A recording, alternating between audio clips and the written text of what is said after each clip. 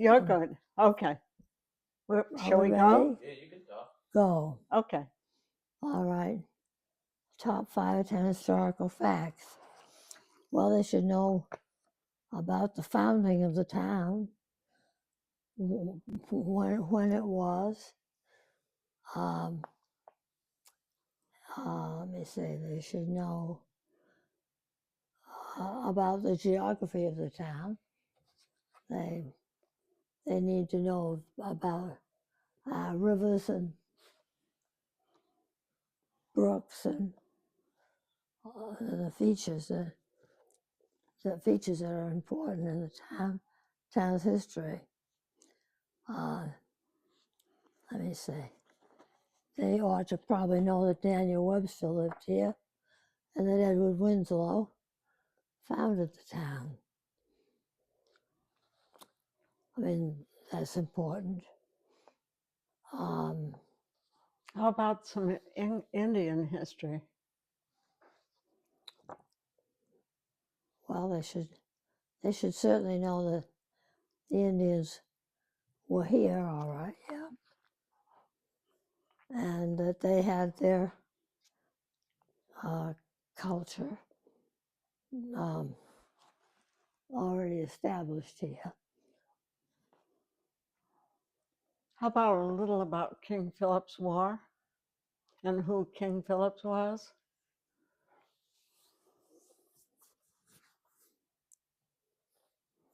Right. And the Revolution? I think they ought to know something about the setup for the political atmosphere here.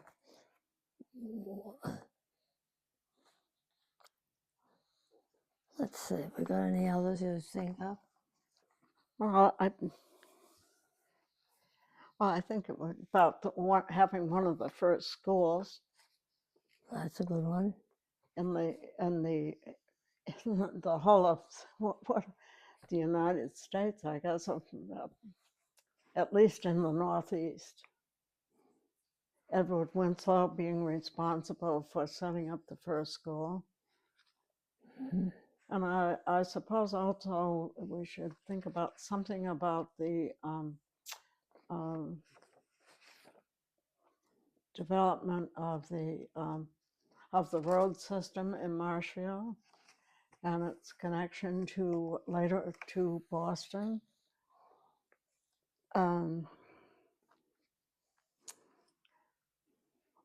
Well, we probably have 5 that they should really. I think there are probably 5 there. Okay, that's 5. No.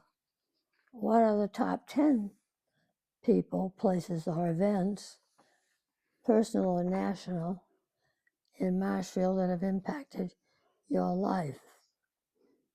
Oh, my people, goodness. Places, or events.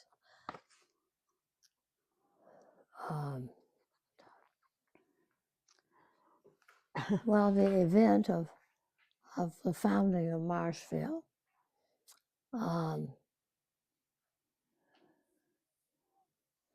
certainly the people of Marshfield, 10 of them, that have impacted our lives here over the years.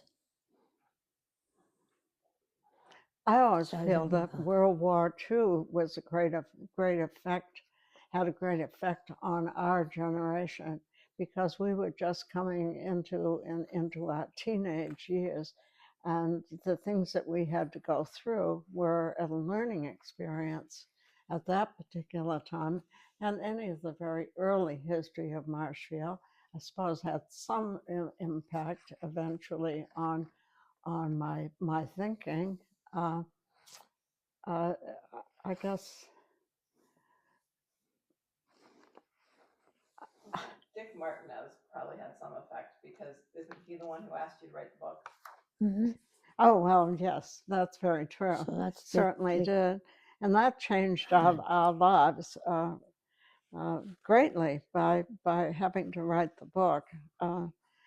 We knew we had to eventually write one because we had so much material in our heads, and he certainly changed a lot of thinking over the years.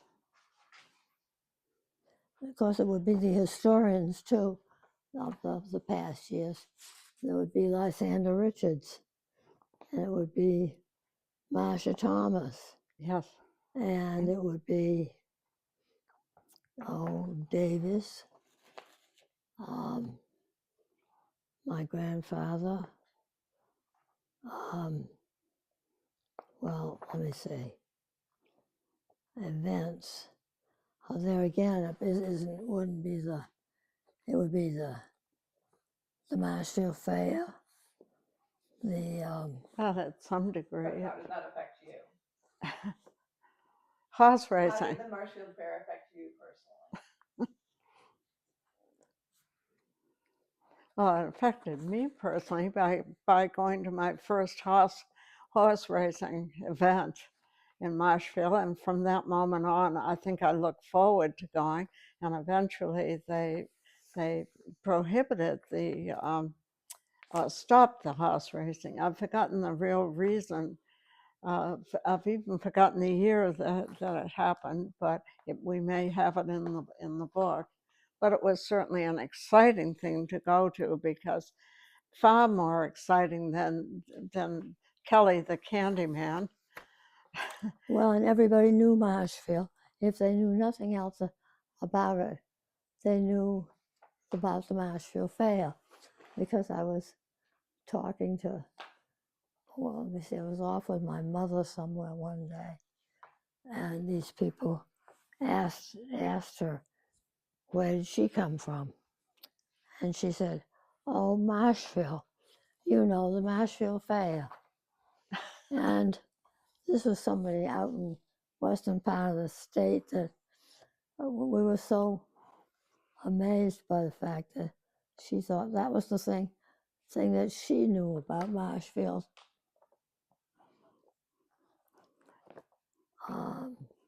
Actually, I think one of the things for me was the coming of the new type of music, of the Beatles, for instance. That affected me greatly because I was a music student, and actually that really became part of my career, music, because it had such an impact on me, because I was so used to classical music and march music, that the Beatles just sort of gave me the chills after a while. But in my older age, I've really come to understand the Beatles and really like the Beatles' music. I like to listen to it today. Somehow, maybe it's because I've listened to so many terrible things, music-wise, in the last, say, 20 years. So Alan mentioned that you used to be a professional ballroom dancer. He said that? Yeah, he said that you and your husband were dancers at one of the hotels. Well, to some degree, but we were very good dancers, yes. But I was actually, my field was, I had piano for 22 years. I took piano lessons, and not only that, I played the trumpet, so I became a professional trumpet player. It was, in those days, it was called a virtuoso, and I traveled around giving concerts and actually playing in churches, and I even had my own band and orchestra in the city that I worked in. So I really had quite an experience there.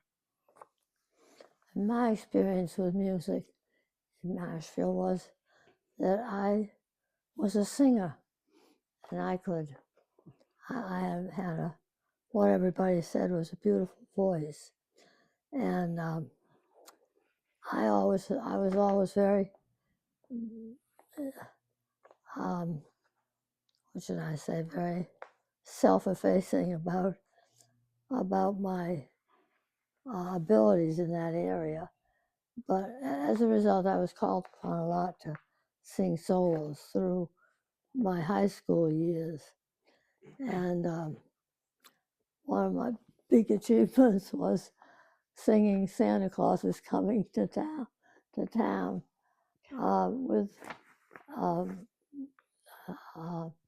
Grace Ryder? No, Grace Ryder. with Grace Ryder.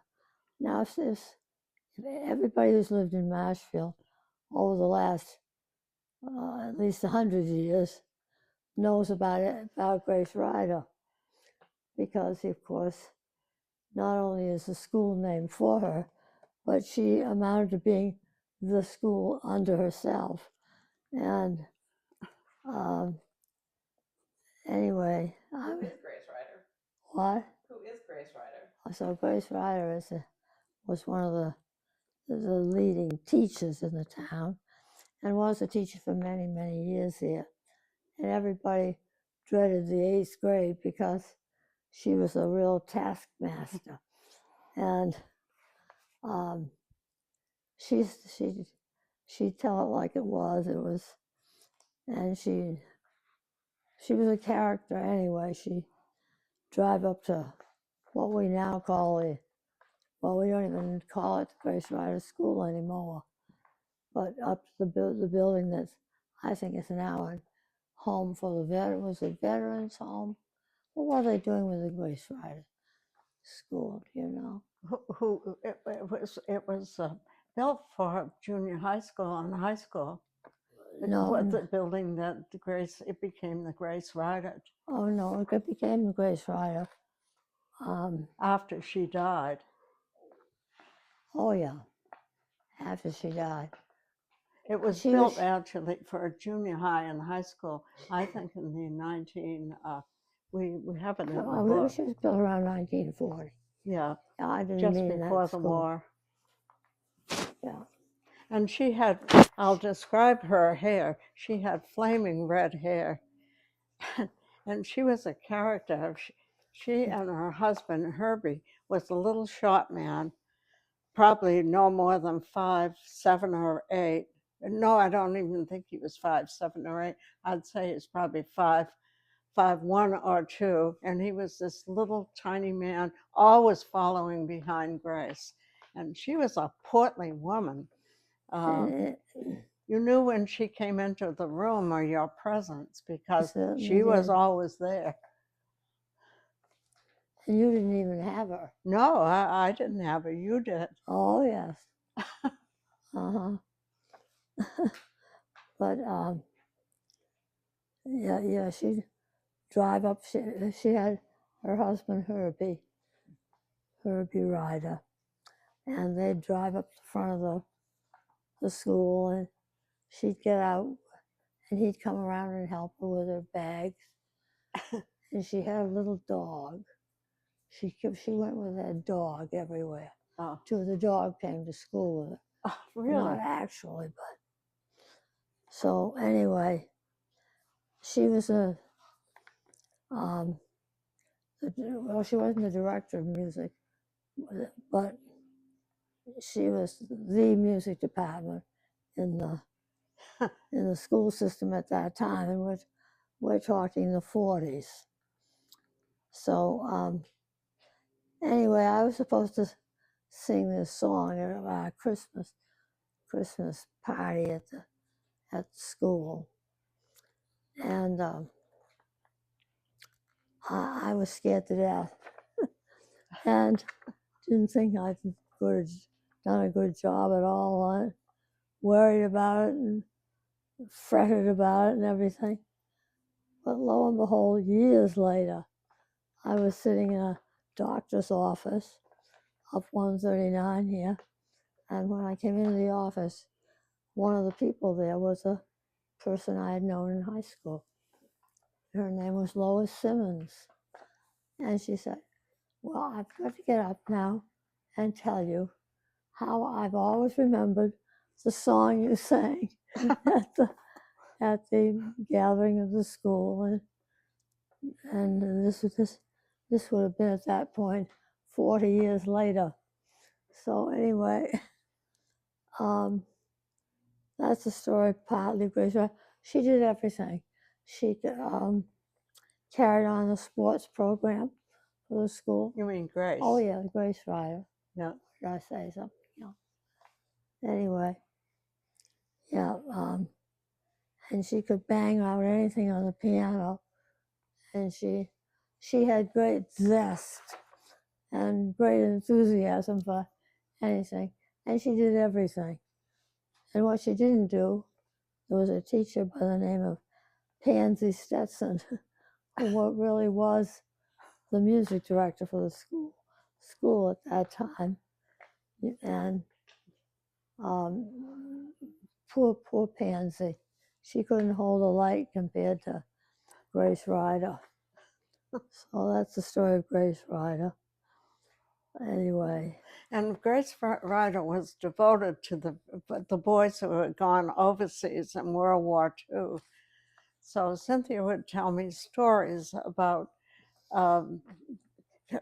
Grace Ryder practically every day would bring up the boys. She so adored her boys that had gone off to fight for this country. She was probably one of the most patriotic people in Marshfield at that particular time. Because she did lead everything you were doing for the veterans. I know. What's the next question? I was thinking of something else. Okay. Oh, she was on the committee for the Marshfield Fair. Speaking of the fair, She served on the committee. She was a member of the committee. Yeah. I don't think she ever ran for selectman, though. No, I don't think she was the selectman. No, I know if she was. We could have all known. Yeah. But she was very influential in Marshfield for many years, many years. I think she founded the 60 Plus Club, too, which became quite popular here in Marshfield, talking about social clubs. Probably in the late 50s and early 60s, after she retired from the school system, she brought the 60 Plus Club into existence. And she worked on the board along with my mother, who was on the board, and became a very social group for people of that age group. My grandfather worked with her on writing the history, too.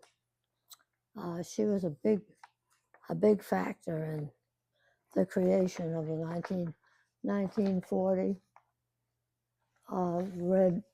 Red Book history of the town. Yeah, that's true. And she had a lot to do with that. And she, in fact, if she was speaking of someone who was interested in the history of the town, she was always talking about something, some person, place, or event that she took her fancy to. All right.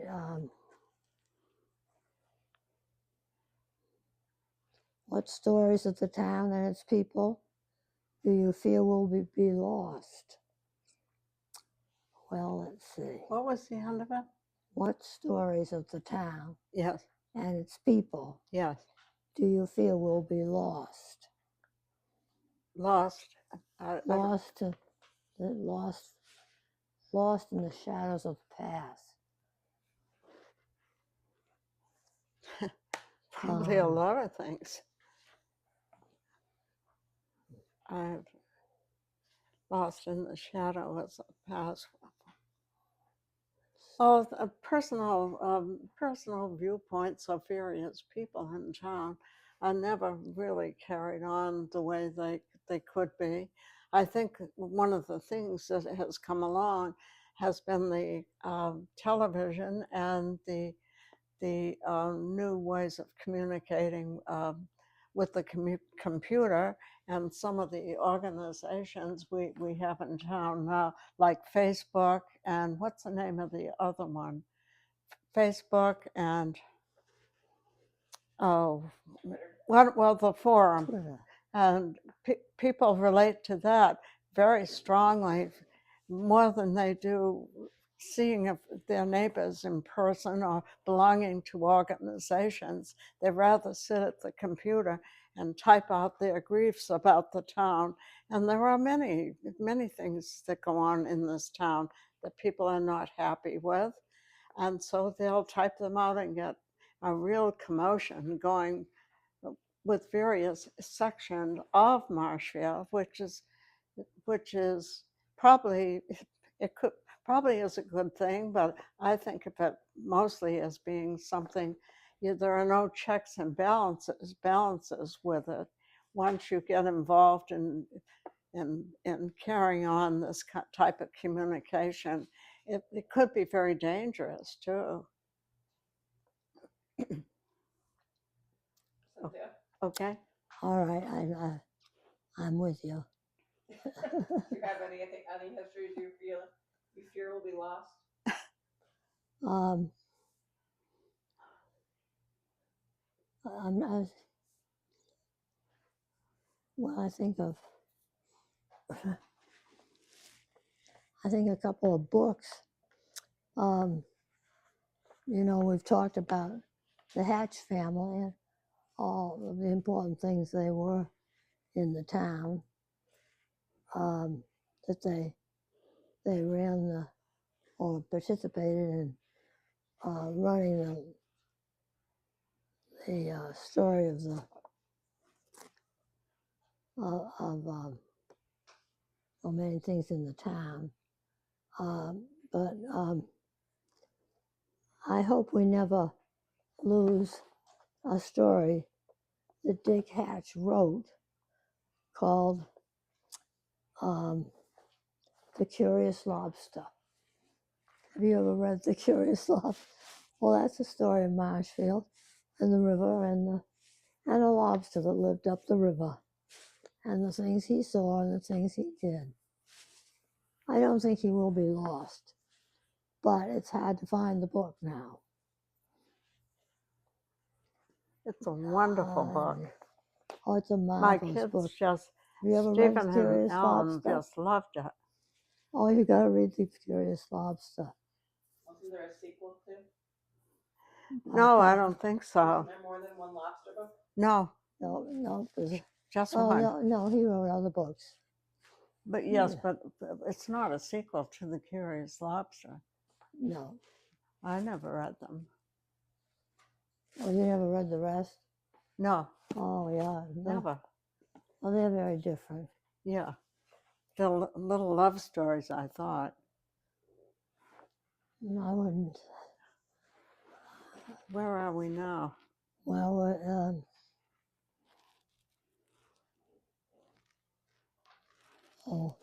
can we think of anything else that we're afraid will be lost?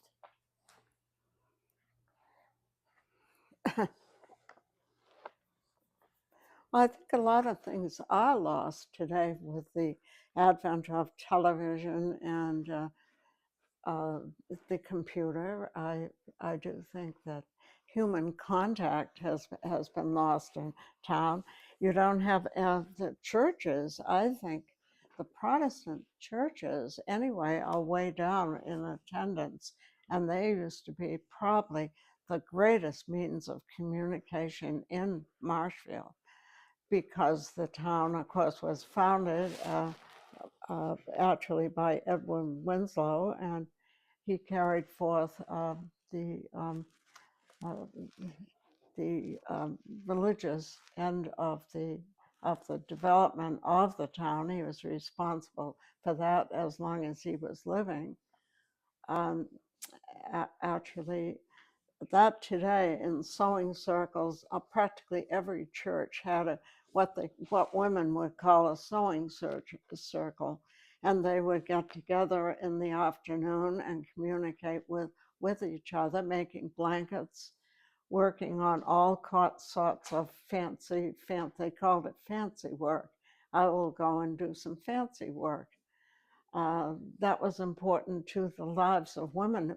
Sometimes it was their only communication with other women in town because there was no means of transportation except the horse and buggy. And actually, many people did not have horses because a horse was an expense that many people, farmers, they might have had one old horse to plow the garden, but as far as transportation, you only went to Brant Rock or to the beach maybe once a year with the Sunday school that you were attending. They would have a party and take you down there just once a year. Once a year. I know my grandmother was very involved in the Baptist church ladies, as they call themselves, and the old first church in Marshfield, which is down on the training green, they had a great sewing circle. I don't think the men ever belonged to the sewing circle. I don't think they had men's clubs until much later. And then occasionally there would be a men's club associated with a church. But today, I think almost all of those are gone.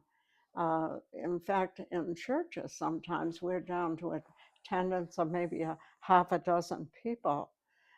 Whereas in the very early years, it would have been packed with people because it was a place that you went for communication with other people, and it would be an all-day event.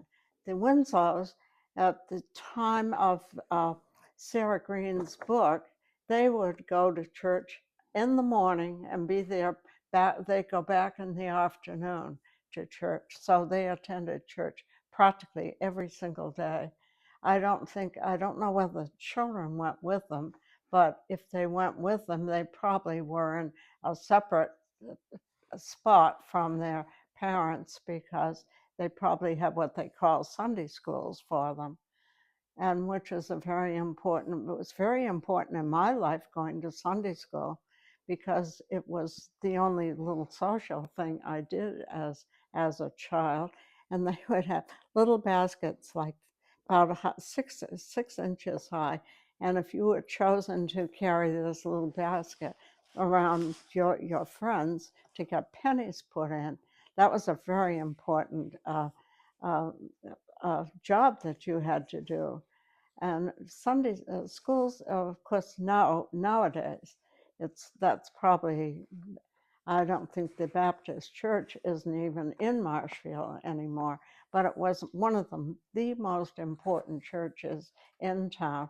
The Second Baptist Church came Marshfield Hills later because the Little family did not want their children walking to the North Marshfield, um, I should say, Standish church to go to church. So that was mainly built by the Little family in Marshfield.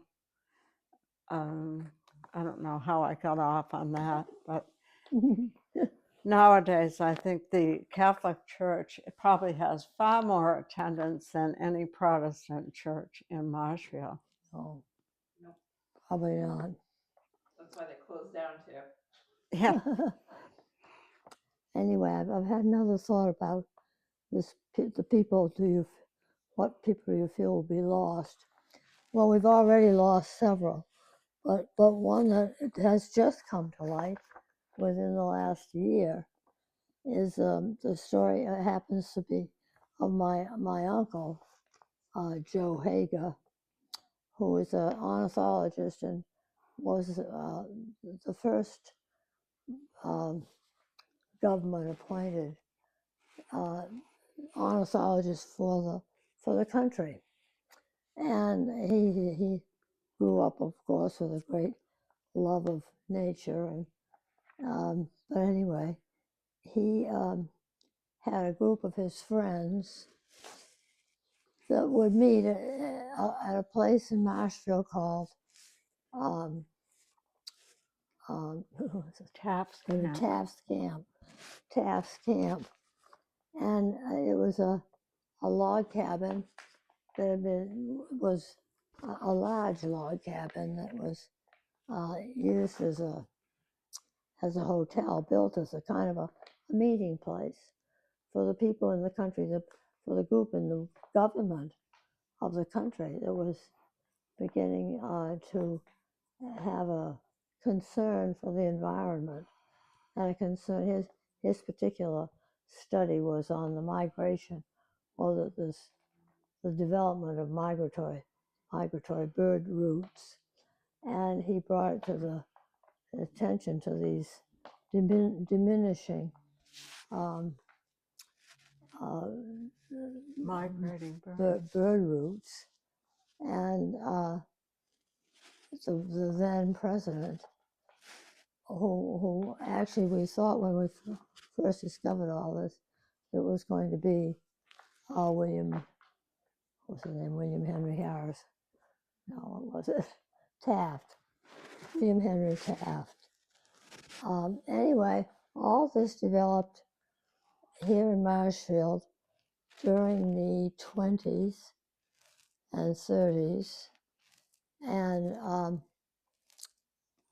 so it might be, you could safely say, one of the first real environmentalists, and first kind of, well, what would he be called? Well, he was the ornithologist for the nation, and here he would have meetings at this log cabin site, which is up on the top of Carolina Hill, and he'd have this growing group of people very concerned about the environment, particularly the bird life, and nobody's ever. But my touch with all this is not only that he's my uncle, but that what was I going to say?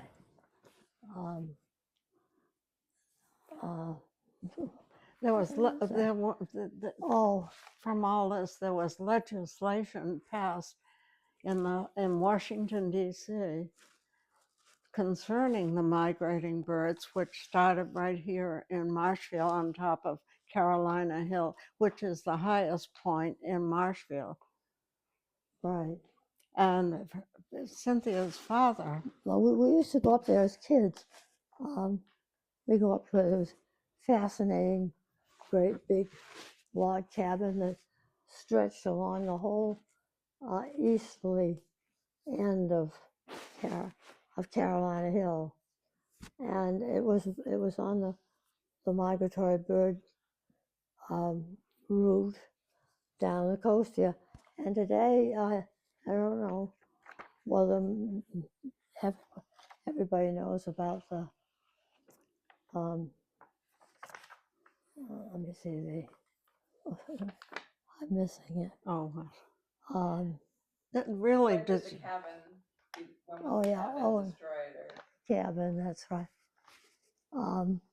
Why was it called Taft's Camp? No one knew Oh, why that's it right. was called Taft. That's right. And I didn't know myself. We used to go up there all the time. I Have didn't know picnics. anything about this. But it's just recently come to light in the developing of the history of the environmentalist movement. And but when we were kids, we went up, and every once in a while we'd have a picnic lunch up there. My whole family would go up, but nobody talked about Taft. Nobody that I can remember had anything to do with Taft. And the Taft that this referred to was a representative in the government, in the Department of Environmental Affairs. So anyway, so right now, of course, the environmental movement has come so far that it's pretty famous everywhere now, but there didn't used to be anything like an environmental department like was then. So anyway, that's the story of Taft's Camp. There's nothing left up there of the building. Well, let me just sort the of foundation. finish it off for you. Yeah, the foundation is left, but that's about all that. In fact, it now is owned by the town of Marshfield. Cynthia's father purchased, well, actually, her grandfather owned Taft's Camp and all that area up North there, Carolina, but yeah. not the camp itself. But he was responsible, I'm certain, of building the camp, but in some degree. But later on, Cynthia's father owned it and his brothers, and it was later sold to someone who was going to develop it, and we, as a group in Marshfield, all went to discourage the town from allowing a development up there. It was this beautiful piece of land, highest point, 242 feet uh, is the height of the land, and actually you could see Plymouth, you could see into Boston. I think it might have been used as one of the smoke signals by the Indians later on, because Yeah, it was it one of the- came up from Plymouth. The rift of land there, the high points, and it was part of the whole coastal part of our country, part of Marshfield and South Shore. And so finally, it was bought by the town of Marshfield as conservation land. So it is safe today. And Cynthia has just found out this wonderful story about Taft's Camp. And somebody should really pick this up and put a marker up there of some to keep it alive, that people on this would have a real, real interest in saving this for the future and talking about it, and maybe even taking the kids up there, giving them a lecture. Anyway, where we go from yeah, here? well, and the result is that in bird circles or birding circles, Joe Hager has a big name, and he was up on the tundra in the Arctic somewhere. That is Joey, my uncle Joey, and there were people joining there. He was off studying the willet and what was the other one that was big he was into. Anyway, he wrote in many of the bird journals. In other words, he was very well known in his field, but none of us right here in Marshfield knew a thing about it. And But today, now they will. one And of the so he was up there in the Arctic that yes, day, and somebody was in the little group that he was. Anyway, they didn't know. Oh, so somebody mentioned him, and everybody knew him. I don't remember just quite how they came. well, I do want to add one thing here. He, along with Betty Anderson from Middleborough, were responsible for the establishment and the development of the Manomet Bird Observatory down in Plymouth, right on the coast, South Plymouth. And he and Betty established that, and it's become worldwide known, are known worldwide.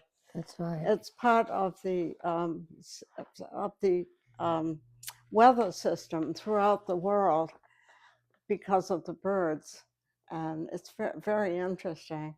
Last year we took a group down there. Cynthia's brother was here from out in Oregon, and we went down, and of course they were very excited to see the Hager family because they know how important they have been in the development of this huge system of birding and weather-related things that have gone on over the years. Lots of the legislation that was passed by the House and the Senate established from this particular Taft's Camp. anyway, that's something. It's not going to be lost now. Yes, that's true. So, is there any material you left out of your book that you wanted to include? Oh, that was very important. That's not in the book. All of that material is mention of him, but in depth, we've just talked about it. Yeah. And other things. There must be a lot of other information, famous people that have lived here. And of course, there's so much about Webster that's known that we didn't include in the book because there wasn't a way to include it. We just didn't have the space to include everything that we probably should have. And probably every generation, there's been somebody who's been a discoverer or a important person in some field, either political or naturalist or what have you. I'm sure that we weren't able to do that. Anyway, that's a little bit about the ornithological community. Is there any material you left out of your book? I guess we covered that. Besides your books and Briggs, what are some good resources for Marshfield history? Well, I guess number one would be the town records. Yes. At Town Hall. I agree with you there. Yeah, and the published histories of surrounding towns are also important because they reflect what other towns around you were going through.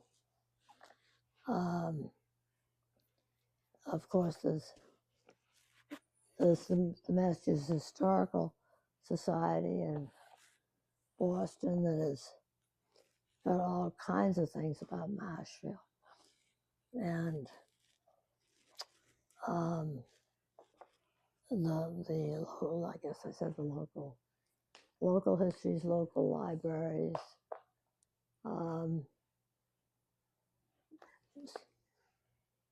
The coastal genetic maps are very important to use when you're writing a history of an area in Massachusetts.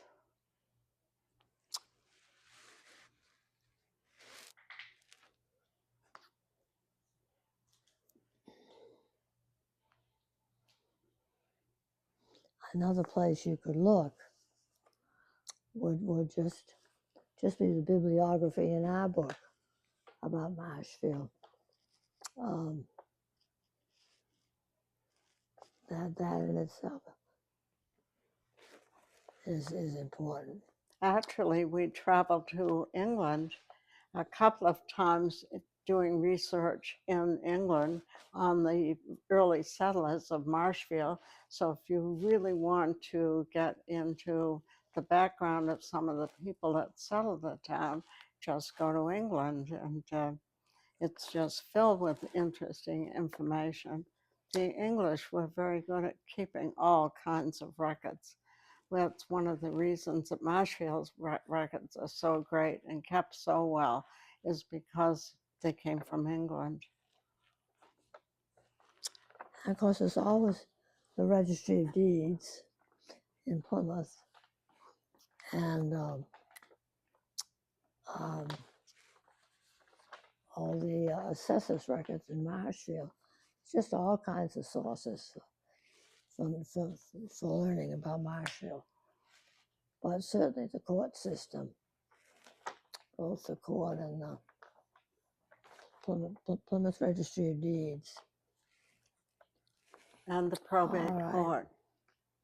Yeah. If you want family history, the probate court is certainly the place you want to go, because you can figure out all kinds of things if you have questions by really bringing your intense interest into fruition so that you can complete a family's history. What areas do historical research associates do work in? House deed histories, authorship, paid research. House deed histories. What areas they do work in? Well, title searching, establishing dates on buildings and houses, house deeds histories, paid research, and we did a lot of research for pay. Did you face any hardships in your profession or academia because of your gender? Well, that's a good question, but I don't think so. Hardships in your profession? No. No, I don't. It's all been a very exciting journey Yeah, for us. I mean, we're really extremely excited by history, as Katie is herself over there, and I'm sure Connor is. He wouldn't be doing this project if he wasn't excited about Marshfield history. that's right. It's very exciting. Yeah, it's a mystery.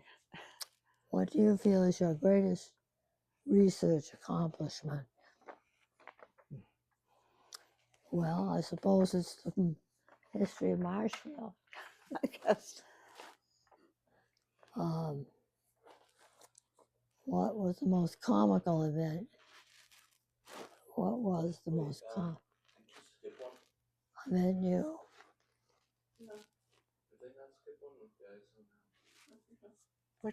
Which one would that be? Peter now experienced while doing your research. I asked Down to have his story. I can't hear you. She said no. You need water? What was the most comical event That we came across? you, Peter now experienced while doing your research? Do you mean? I don't know what that is. What? I don't understand. What was the most comical event you, Peter now? That we ran into while we were doing research? Is that what you mean? Peter now I experienced. think it's what's the funniest thing that happened when you guys did research. Connor, what was Alan's story? When they went into like the store, I forget what it was, and then they were like, I guess, running around and they accidentally toppled like the huge glass Oh, yes. tower. Oh, that was down in Plymouth. We had Peter and Lanny and Eric with us, and Alan rather, and we would go to Plymouth to do research a lot, and so we'd take the boys with us occasionally if we had to, and we went down for lunch to Smith's. They had a wonderful counter in there that you could sit up to and have lunch, and after that, in the back of it, there was a gift shop, a wonderful gift shop, and there was all this glass stuff on glass tables, if you can imagine. And of course, the boys were horsing around, and over it went and crashed on the floor, and we knew what had happened. But the Smiths was a wonderful store. It was run by very gracious people, and they never really charged us anything for it. Oh, it was all right. We'll clean it up and this and that. But it was the responsibility of 3 children going sort of wild. Probably we'd had them long enough um, out doing research, and they're probably a little bored. I think that's what you're referring to. Yeah. That was not only comical, but it was very very nice of the Smith Company to be very understanding. Before you do the last question, Cynthia, can you, in the car the other day, you described the fact about why there were so many lightning strikes in early America because of the Oh, is it bedrock that's in the area? The Can you bedrock, yeah. talk about that for a second? You mean the piece of bedrock that goes from way inland somewhere through Pembroke, and Pudding Hill is one of the outcroppings, and it crosses then Webster there's the Street. one by Rosella Ames's house, by the training green. Training green Yeah. has a bit of that. And of course it ends, as far as we can see, in Brent Rock, which Brent Rock itself It's part of is it. part of it. So the geography is a very, very big part of history. So because of that, that's the reason why there were so many Probably. lightning-related deaths. It probably Yeah. was it may have played some sort of a role. The Phillips family were very early here in Marshfield, and somewhere in the vicinity of the Winslow house in that area, right there in Green Harbor, it must be bedrock there, because that's where lightning struck twice in the same family, came down the chimney and burst out into the room. People had taken haven inside this house. It was a terrible storm, of course.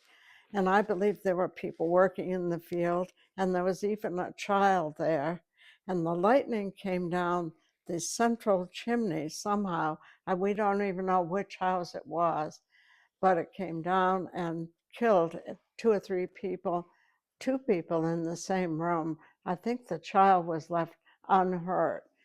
But it happened in the same area a couple of years later, and there was someone killed in practically the same house, I guess. I think it was the same house. Yes, it was. But what? I think it was. Yeah.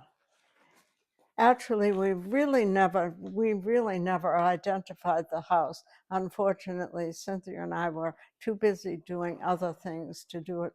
Perhaps someday somebody will identify that house down there by doing research at the courthouse on the deeds of the particular area, but I'm sure it was the Phillips family. Of course, there's the other Phillips house over on Yes. There's a very, very Ferry- old salt box Ferry house Street. over in Humrock, right along the South River Street, right? Mhm. Right along South River Street, which is hidden behind all the trees there, still owned by the members of the Phillips family. Mhm. That's where they originated, over there. And actually, it's still owned by a lady in Hanover, who came up to us maybe about 2 years ago and told us she was a Phillips. That was her house. And we had never done that house history either. But that was very interesting, because the house is still in existence along with the Phillips family. What? No. That must be it. Is that it, Katie? What? This bottom? Not the bottom, the one before that. What about it? They didn't answer it. How would you recommend young historians deal with changing cultural understandings and new knowledge that upsets the accepted narrative?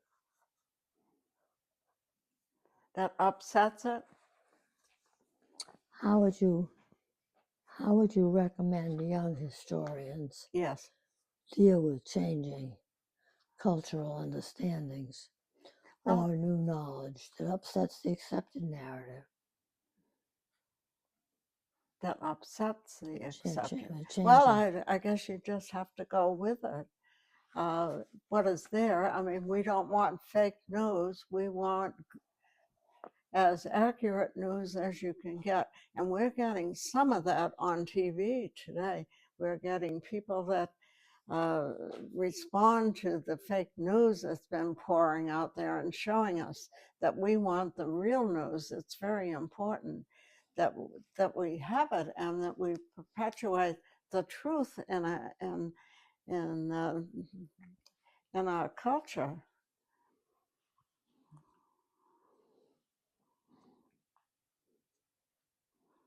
Do you have anything more you want to say? Well,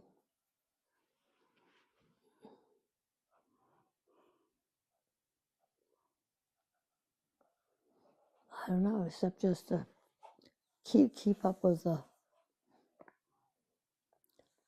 what's going on in the field of cultural understanding.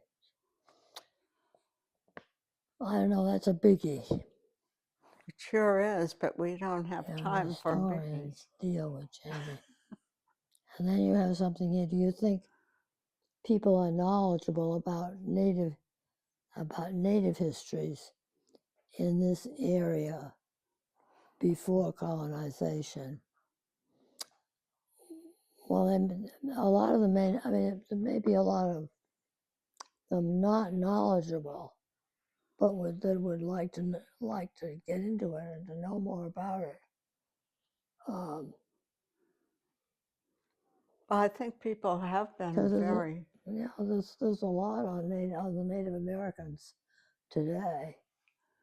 Isn't there a whole museum in Washington, D.C. about Indian history? Yes.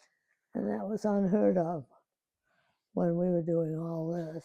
And Peter found the caribou. Was it a fishing? The what?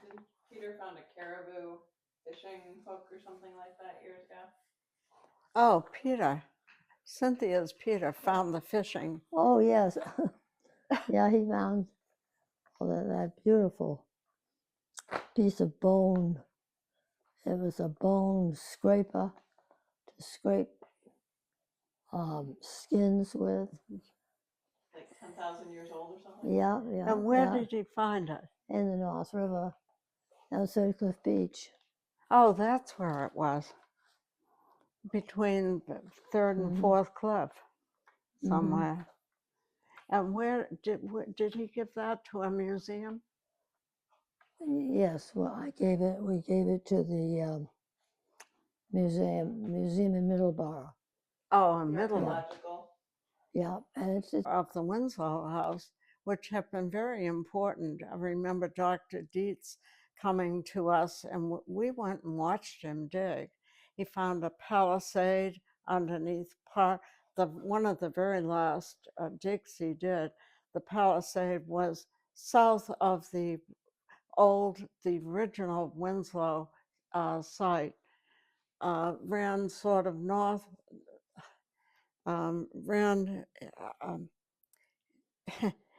believe it ran sort of from east to west along the marsh there, indicating there was a palisade in that particular area. We found that. I think it was down around that far in the ground, maybe a foot underneath the ground. But prior to that, a man from Harvard, which we in the historic Winslow House have records of the different groups that had done important digs there and what they found.